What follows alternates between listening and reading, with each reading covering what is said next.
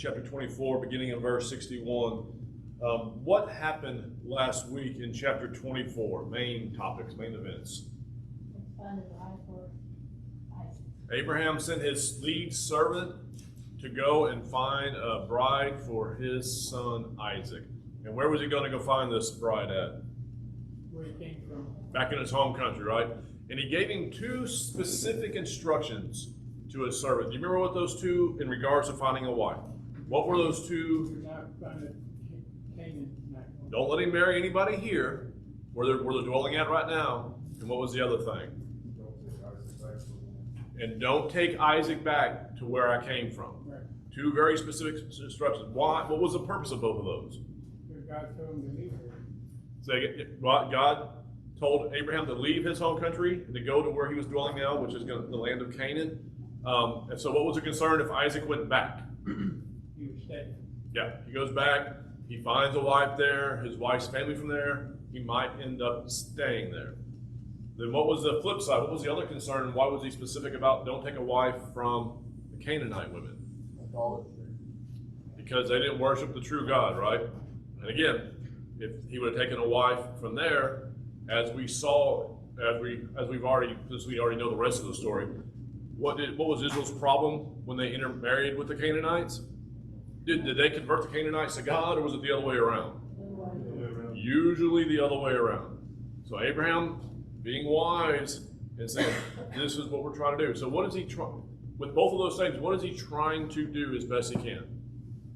Keep the church pure. Yeah, you could say church in a sense. Keep his son, keep his family pure, keep them true to God. He's doing everything he can to put up like the bumpers at the bowling lane, right? So you don't roll a gutter ball, to keep his son in the way. Make sense? So, any questions or anything about that last week? Comments? Okay, we're going to begin in verse 61. Let's read to the end of the chapter. Can someone, other than Rig, read this? Because I'm going to save Rig reading the first 10 verses of 25 because it's got a lot of people's names in there. Let him go through that. So, someone want to read 61 through 67 for us? Rebekah arose and her damsels, and they rode upon the camels and followed the man.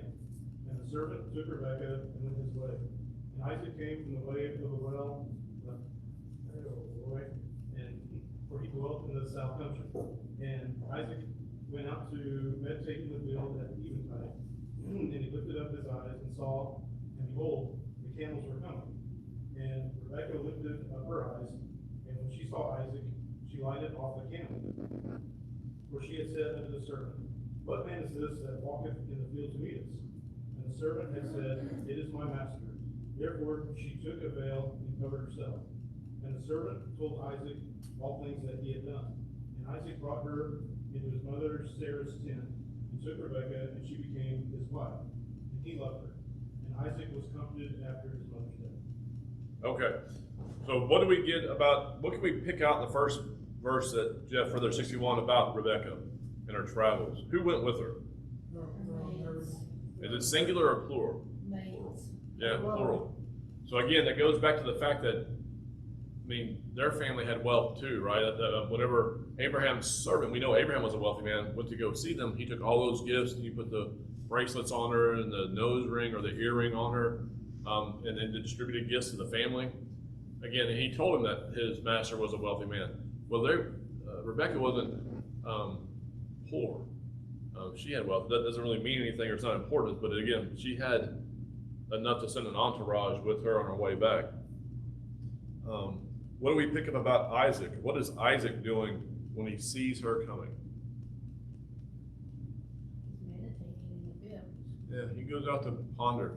Again, the idea of meditation, probably hopefully thinking about God, thinking about spiritual things. So we get an insight into his character there when he was out in the field meditating. And he sees the camels or the caravan coming, and then Rebekah sees him, or sees that she doesn't know that it's him yet, but she sees a man, and she asks Abraham's servant, who is it? He tells her, this is my master. And then what does she do?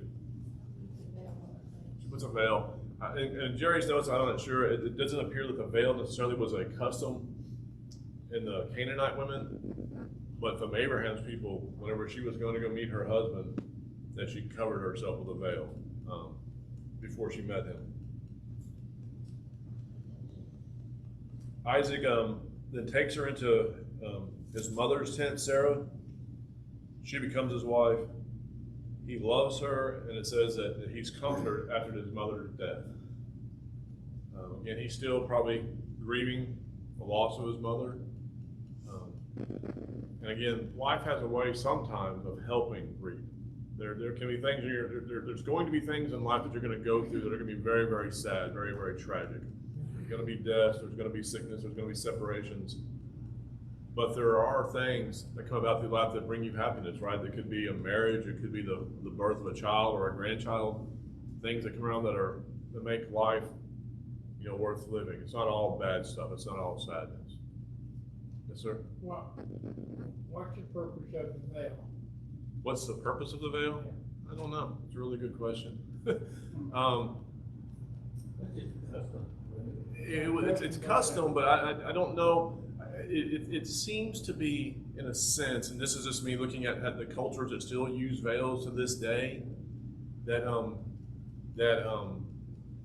a woman's beauty was reserved for her husband, perhaps. I don't know. I think about the fact when the veils are mentioned in the Old Testament. This is just off the top of my head. You remember when Moses came off the mountain and his face shone, Right, yeah. and they said put a veil on. Again, it was just a covering. That was because it caused fear. But again, it's a covering. So if again, in the sense of a husband and wife, I would think, again, even traditionally today, right?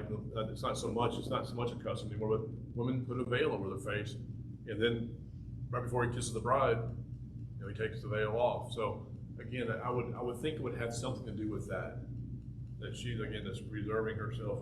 Yeah, but she didn't have it for her on, she husband. put it on. Right. You probably, right. I would think. I don't know. Anybody else know of anything or Chase your modesty, maybe?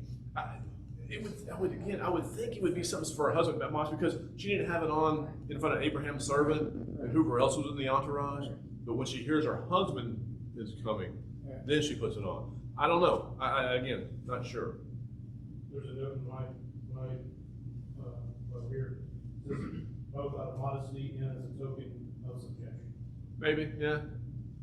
Yeah, because it does talk about that in the New Testament, right? About the women having a covering.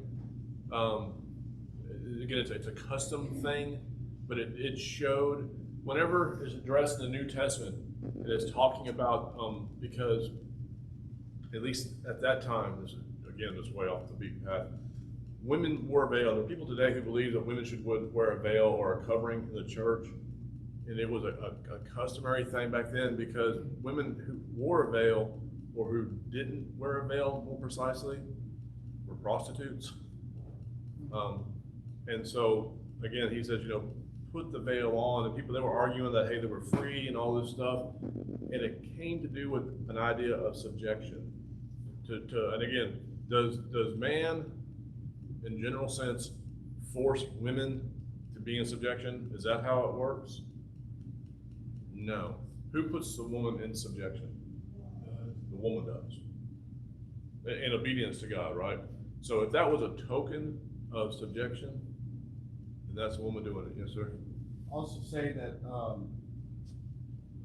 the veil that's been mentioned, the Middle Eastern veil, is not like the veil that you think of, like whenever you think of Like the veils covering. someone wears, Yeah. wears at a wedding. The veil actually just covered the lower part of the face. Okay. So you get the eyes and the forehead exposed still. Kind of like what you would see in the Middle East still, Right. with the Muslims. And they said that, I just did a little search on my book. It says that what it does is that it would cover chest area and all that. And so it's a way of presenting yourself, they say, in an appropriate manner to your future husband. Women at this time were just walking around with it on all the time.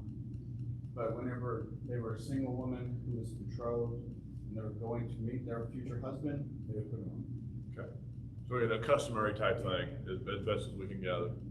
And that's all the kind of research you almost got to do, because the Bible just tells us about it. It doesn't necessarily tell us all the reasonings behind the customs and whatnot. You have to do some research and try to figure that out extra biblically. That's how Jacob got tricked. Yeah, when he goes to Mary, right? Yeah, didn't know. With Leah and Rachel coming up, it's going to happen. Good question. Anything else in that section? All right, Rick, you ready? Read verses 1 through 10, chapter 25. 1 through 10 of 25. Abraham again took a wife, and her name was Keturah, and she bore him Zimran, Jokshan, Medan, Gideon, Ishbak, and Shua. Jokshan begot the Sheba and Dedan, and the sons of Dedan were Ashurim, the Tushim, and Luna. And the sons of Midian were Eva, Eber, Enoch, Abida, and Eldaah. And all these were the children of Keturah. And Abraham gave all that he had to Isaac. But Abraham gave gifts to the sons of the concubines which Abraham had. And while he was still living, he sent from eastward away from Isaac his son to the country of the east. This is the sum of the years of Abraham's life, which he lived, 175 years. And Abraham breathed his last and died in a good old age, an old man and full of years, and was gathered to his people. And his sons Isaac and Ishmael buried him in the cave of Machpelah, which is before Mamre, in the field of Ephron, and the son of Zohar the Hittite. The field which Abraham had purchased for the sons of Heth. There Abraham was buried, and Sarah his wife. All right, so a lot of stuff going on there, a lot of names. What do you find interesting, the first part of what was just read right there? At least I found it interesting. He took another wife. He got married again. He got married. Not only got married again, he had 6 more kids. How old was Abraham about when he got married here? Let's do a little bit Bible math to figure this out. 137, Pretty close, somewhere in that ballpark. Because how old was Sarah when she died? 127. 127, only woman's age recorded of her death in the whole Bible, which is an interesting fact. And how much older was Abraham than Sarah? 10 years. 10 years. So 137 when she died. So allowing for a little bit of time maybe in here, 140-ish when he picks up another wife, has 6 kids, and how long does he live after that? 35 years. 35 years. 35 years, old man, full of age. We say he had 6 kids. We have 6 sons listed. Correct. Maybe daughters. There could have been daughters, there could have been others. Yeah, so we really don't know How many? how many he had. But even a Right minimum, elderly. but even a minimum of 6, that's, Yeah. again, it's a different time, right? A little bit different time. What do we find out that because he not only had that concubine, there were probably some others. What is again, in putting those, bad analogy, putting those bumpers up on the bowling alley there to keep everything going for Isaac in the right direction. What is he doing though with these sons that he's having with concubines while he's still alive? He said them So all. what? He's saying, here's some inheritance, but you need to go. You cannot stay here. You go back to Sarah with Ishmael. What did she want done to protect Isaac? Really saw us in a way. Well, she wanted him sent away. She wanted him gone. Again, so they were doing things that were again protecting Isaac, and again, why were they protecting Isaac? He was the chosen. The son of the promise, right? That's through whom all nations were going to be blessed, right? So again, Abraham is doing everything in his power to make this work out as best he can for Isaac and for the promise, right? Do we or should we do similar things for our kids? Send them away. Not send them away. But yeah, I'm hoping to send my kids away. I don't know about you, but yeah, send my kids away. I'm talking about specifically for Isaac, right?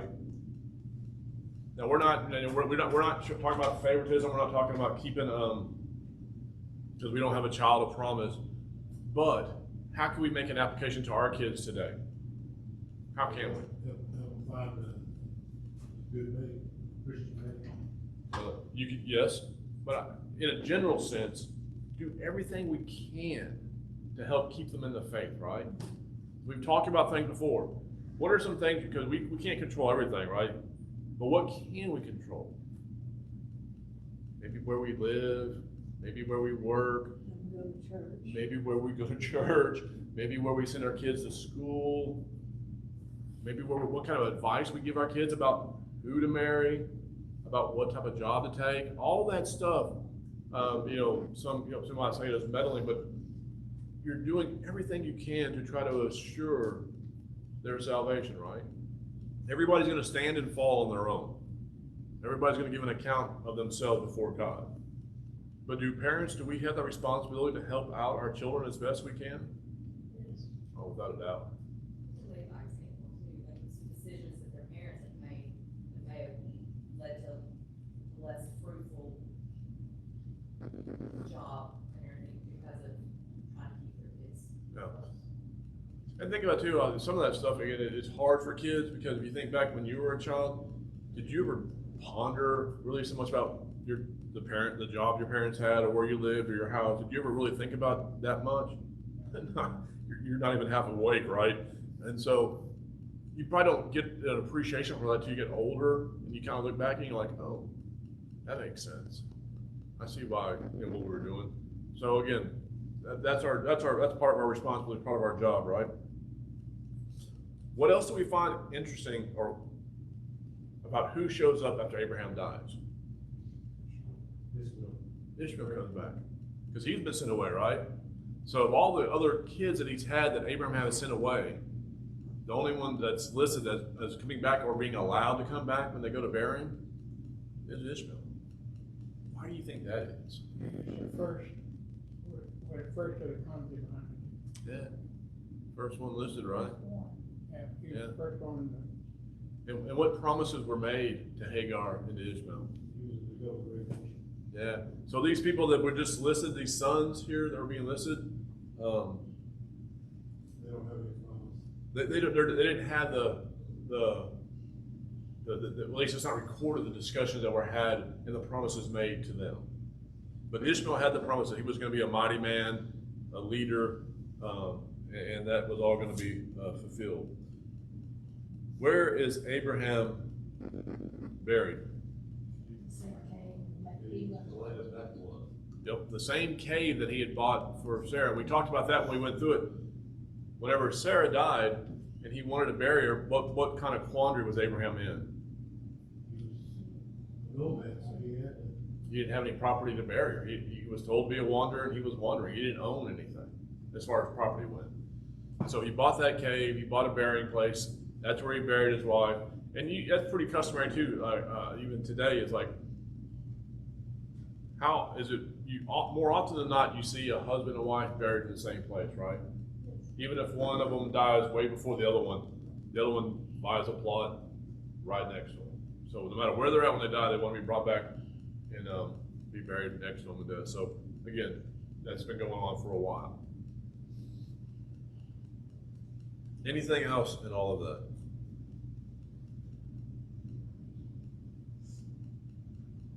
What do you think about the figure of speech that's used there in the verse 8 when it says he was gathered to his people? What do you think of when you think of that? I don't know, this is a Blissful blissful reunion. reunion? I have written, we will know each other in heaven. Okay. I guess someone said that, but I wrote it down. So Yeah, I can see where you could get that So from I that. don't Being know, gathered to his I don't know people. if it was a preacher or Bible class or what, but Is it in a physical sense, that like he was taken back where he was placed physically when he died? No, because his people were back where he had just sent his servant to get a wife for Isaac, right?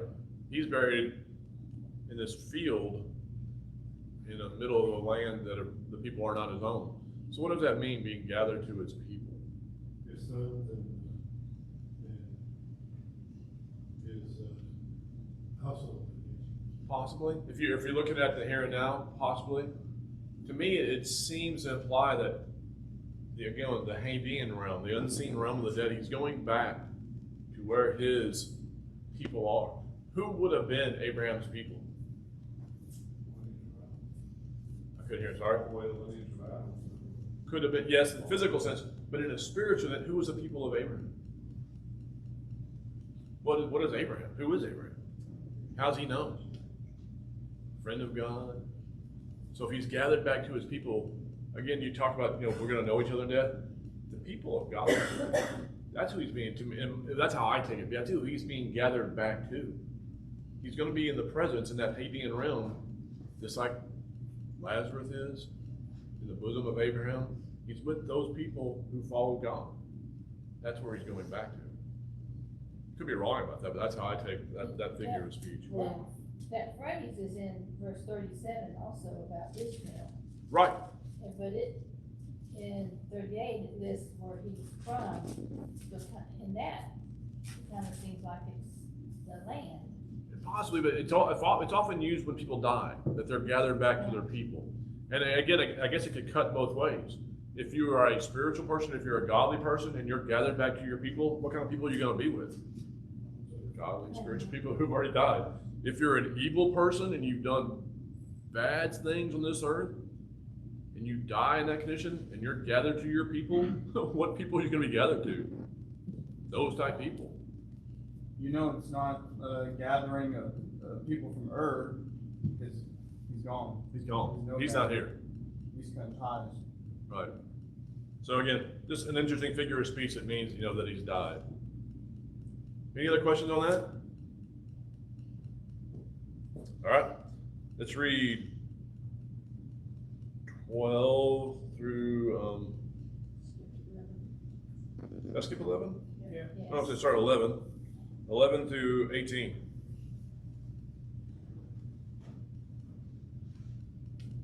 And it came to pass after the death of Abraham that God blessed his son Isaac, and Isaac dwelt by the land of Beor. Now these are the generations of Ishmael, Abraham's son, who Hagar the Egyptian, Sarah's handmaid, bare unto Abraham. These are the names of the sons of Ishmael, by their names according to their generations. The firstborn of Ishmael, Nebetjoth, and Kedar, and Adel, and Dibsah, and Mishma, and Dumah, and Massa, Hadar, and Tema, Jetor, Apish, and Kedemah. These are the sons of Ishmael, and these are their names, by their towns, and by their castles, 12 princes according to their nations. These are the years of the life of Ishmael, 137 years. And he gave up the ghost and died, was gathered unto his people. And they dwelt from Havilah unto Shur, which is before Egypt, as thou goest towards Assyria. And he died in the presence of all his brethren.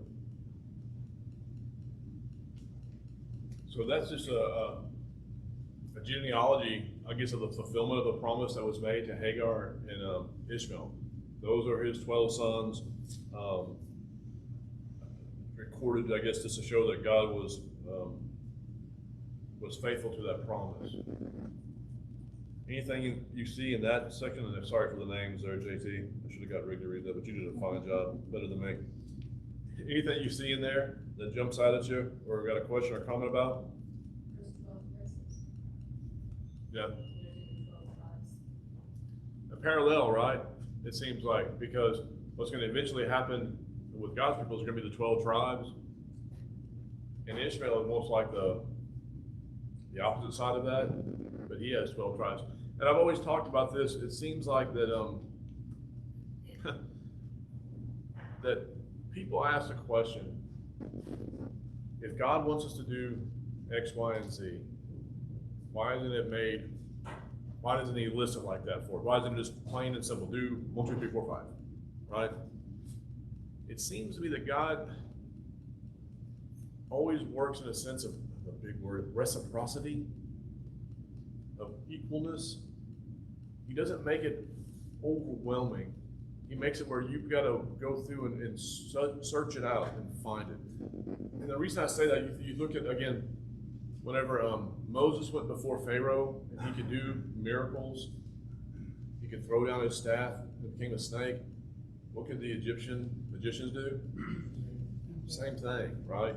Now again, with 10 plagues, it became very clear, but there was enough there for the heart that is not looking for God to say, there's enough justification where I can continue to live the way I want to live and deny God, right? When you talk with people from denominations, can they go through and find verses and pieces of scripture to kind of back up what they believe? Oh yeah. You go read Romans chapter 9, if that's all you read in isolation, you'll be a Calvinist.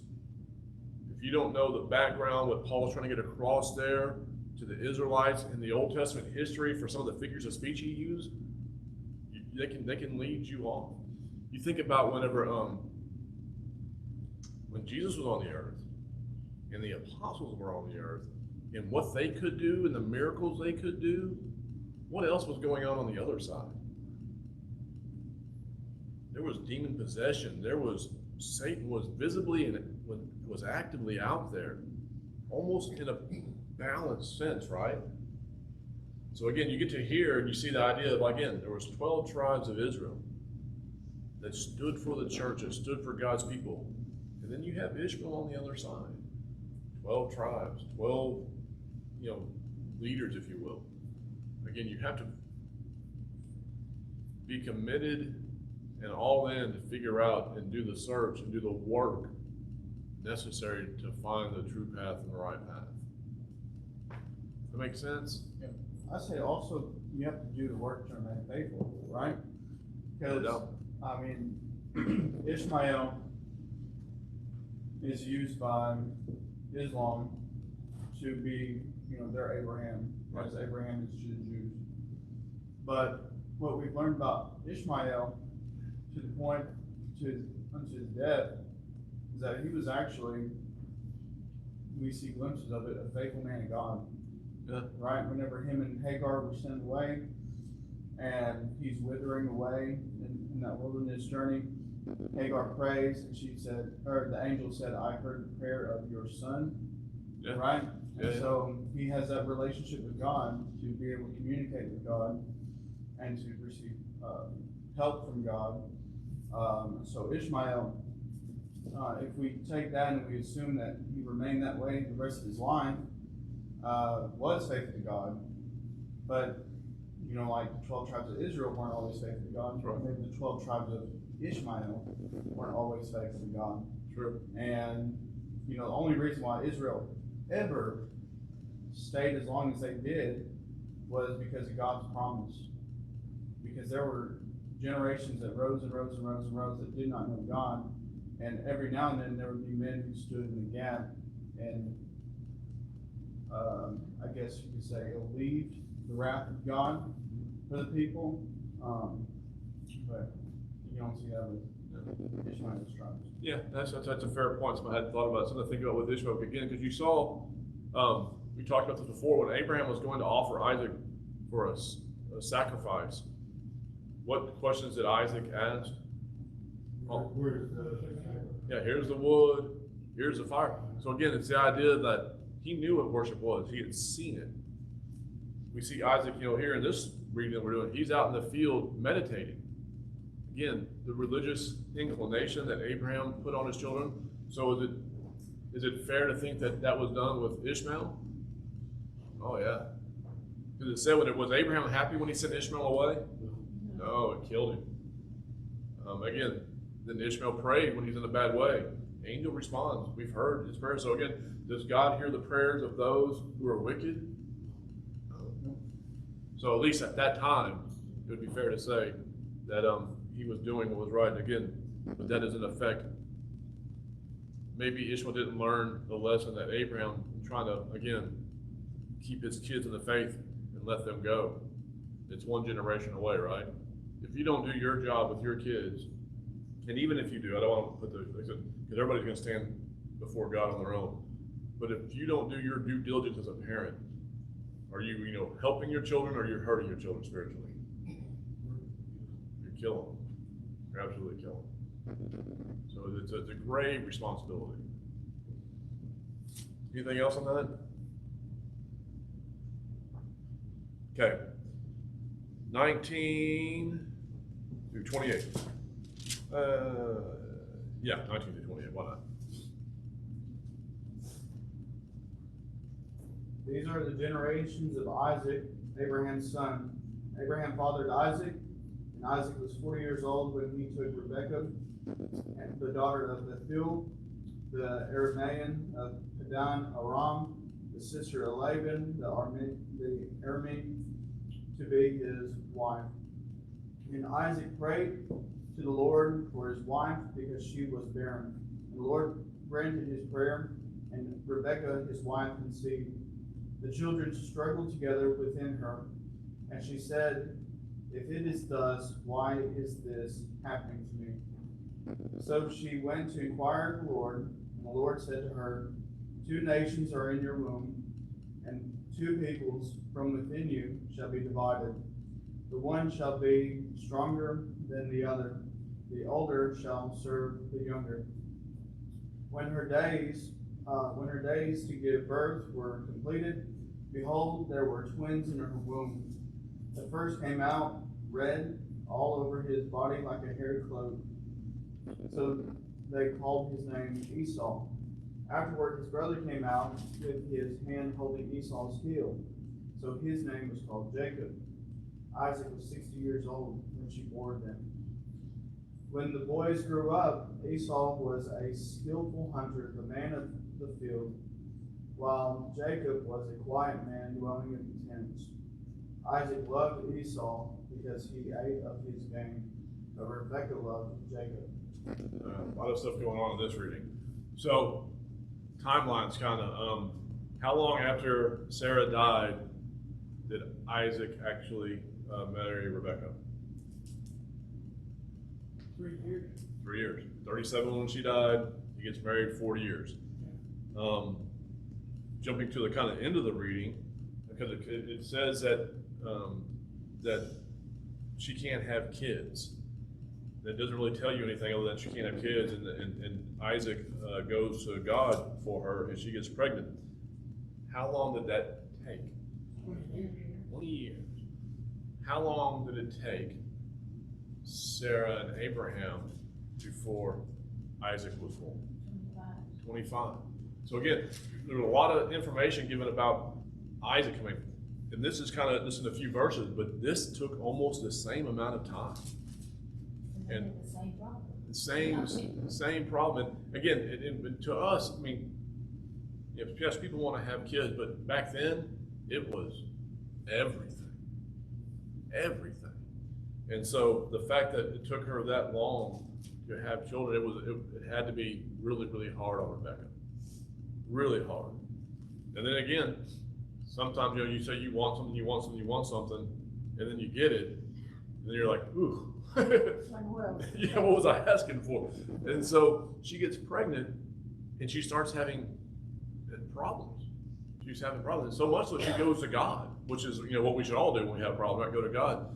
And what is going on? What has God revealed to her? What's the problems that she's having? What's God revealed to her? Yeah, twins are coming. Twins are hard to do now with all the medical advancements, everything. Can you imagine twins back then in a tent in the middle of the desert? That's gonna be rough times.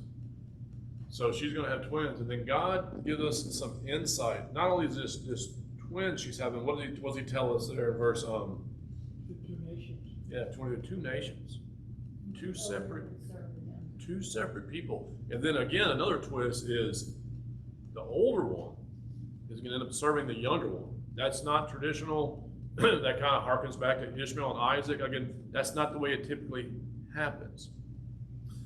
This verse right here. Again, if you're ever studying with someone who's of a Calvinistic background, that's most denominations now, and they're going to take you to Romans 9 to prove their point that God pre-selects people for salvation and then pre-selects people to go to hell. This whole story is recounted and actually used as an example in Romans chapter 9. What's hard for them to understand, and if you just read Romans chapter 9, it's hard. You may not catch it, but if you know your Old Testament, he's not talking about individuals. He's talking about nations, two different people, two different nations being selected for a specific reason to bring about Christ. he's not talking about individuals in salvation in that section. So that's a big misconception that people have, a misunderstanding. Again, if you just read chapter 9 by itself, you can come away with believing that, and a lot of people do. If you fold in some of the stuff that you've learned in the Old Testament, you get the point that Paul is making in chapters Romans 9, 10, and 11. Another big mistake is just to read chapter 9. You read chapters 9, 10, and 11 of Romans, it makes sense, the argument that Paul is making there. And we can talk more about that at a different time, but if you want to talk about it further, we can. But that comes down to you and I today and how we study with people from denominations. That's going to be one of the big places they go. Does that make sense, halfway? Maybe not. If you ask me questions, we'll talk about it later. So what do we find out about Esau when he's born? He's hairy. I think that's a funny thing, though. He was hairy all over. Hairy like a garment. I've seen some hairy babies, but I don't know if I've seen like hairy like a garment. And then also the fact that he's red. And you know what the name actually Esau means? Red. So red. So it's like calling, like there's a guy in Portland we call Red because he's usually red most of the time. He's red, right? Then after that, his brother comes out. And what is unique about his brother coming out? He's got a hold of him like that. Don't go without me, or trying to pull him back in so he can be first. The idea he's called Jacob for that reason. And what does Jacob mean?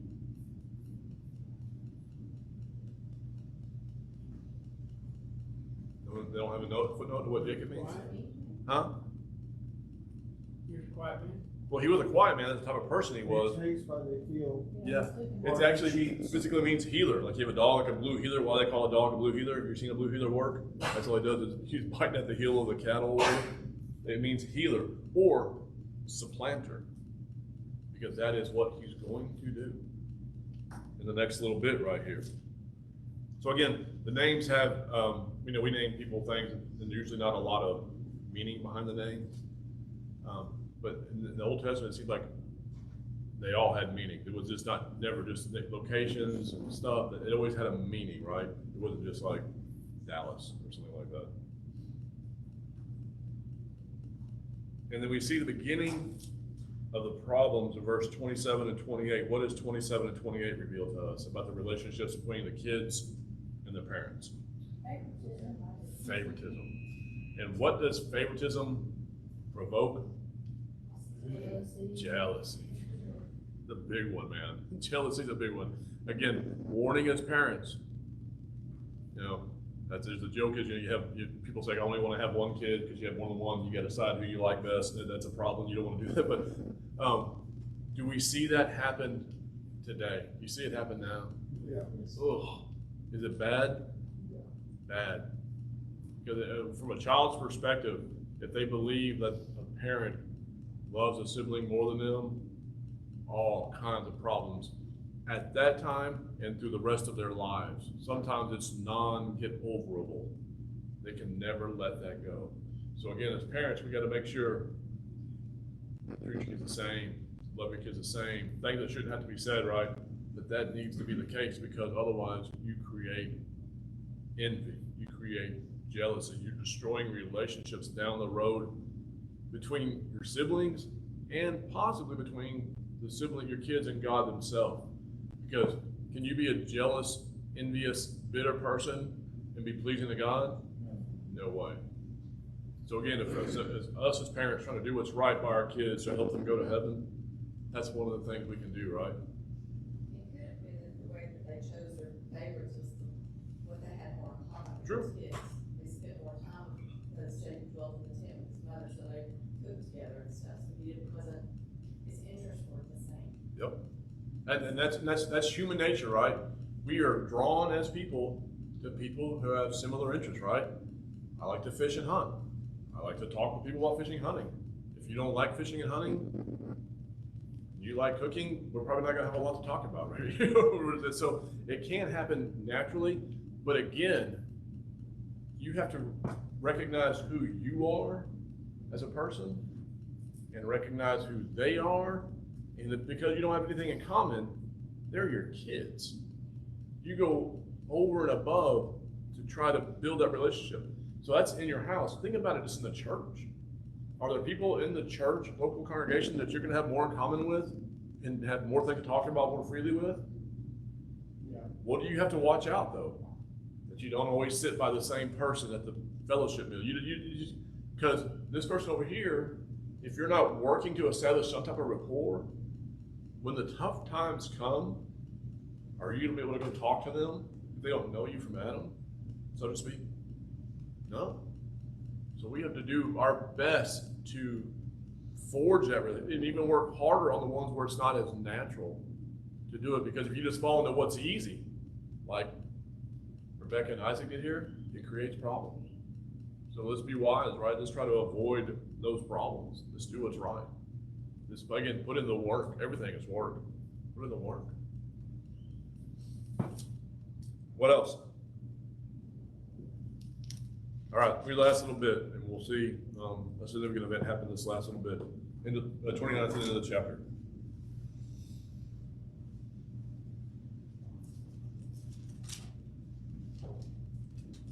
And Jacob saw a cottage, and Esau came from the field, and he was faint. And Esau said to Jacob, feed me, I pray thee, with the same red cottage, for I am faint. Therefore his name was called Edom. And Jacob said, sell me this day thy birthright.